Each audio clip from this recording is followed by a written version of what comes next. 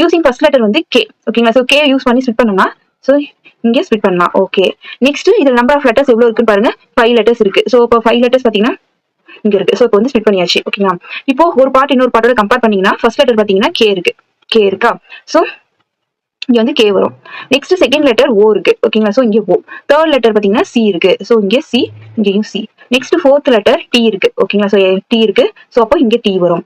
Next last letter பாத்தீங்கன்னா இங்க Q இருக்கு. ஓகே, இங்க கியூ இருக்கு, இங்க டி இருக்கு.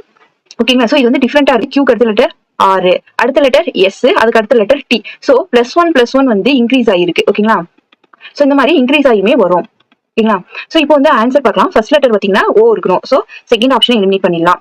நெக்ஸ்ட் செகண்ட் லெட்டர் என்ன இருக்கணும்? இங்கே கே இருக்கு. ஓகே, நெக்ஸ்ட் டி இருக்கணும். ஸோ தேர்ட் லெட்டர் டி இருக்கணும். இங்கே யூ இருக்கு. ஸோ அதனால தேர்ட் ஆப்ஷன் எலிமினேட் பண்ணிடலாம். நெக்ஸ்ட் பார்த்தீங்கன்னா இந்த லாஸ்ட்ல இருந்து செகண்ட் லெட்டர் தான் டிஃப்ரெண்டா இருக்கு. ஃபர்ஸ்ட் ஆப்ஷனையும் ஃபோர்த் ஆப்ஷனையும் பார்க்கும்போது அப்போ லாஸ்ட்ல இருந்து செகண்ட் லெட்டர் என்னன்னு பாருங்க, எஸ் இருக்கு. ஸோ எஸ் தான் இருக்கணும். So fourth option answer.